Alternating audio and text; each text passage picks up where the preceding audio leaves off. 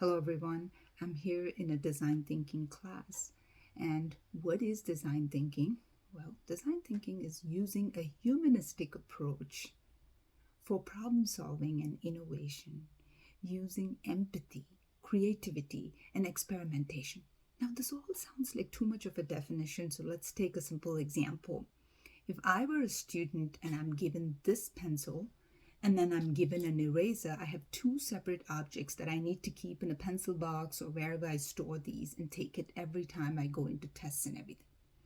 Now, if that can be substituted with a pencil with an eraser at the end of it, now I don't need to carry two different objects, but it's all in one. I write, and when I don't want something, I can erase using the eraser at the back. This is one of the examples. I'm not saying this is a perfect pencil. You don't need to have such a big eraser. You've seen sleeker pencils. But what we are trying to say is that design thinking is to solve that problem. Initially in the pilot project, I may put a big eraser like this. Later on, when I see people using it in the difficulties and in the various experimentations and testing, I can make neater designs. So this is very important. You need to think like the user, which is where empathy plays a role. I need to think like a student. What are the inconveniences? If I, as a manufacturer of this pencil, just think that, you know what, it's convenient for me to manufacture pencils and then it's convenient for me to manufacture erasers, it suits me, but it may not be suiting the user who'll have to carry several objects before going to a test. So thinking along the lines of the user is a very important part. Now, why are we thinking about all of these things for students is that these are things that the industry needs. These are things that you'll learn a bit in college too about.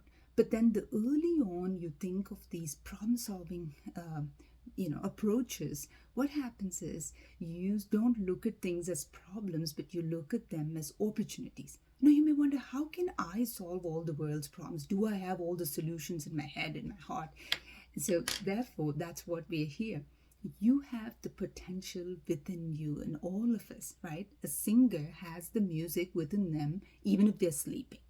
Now, just because they're sleeping, then that they didn't sing doesn't mean the music is not in their head.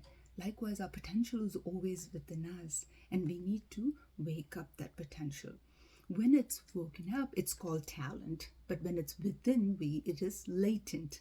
Talent and latent have the same alphabets. One is in the hidden form and one is in the explicit form. So what we are here is to inspire that potential within us. And for that, we may need some empowerment, the can-do thinking. So therefore, next time you look at a product and you see that it's not functioning, it's like you looking at the mirror.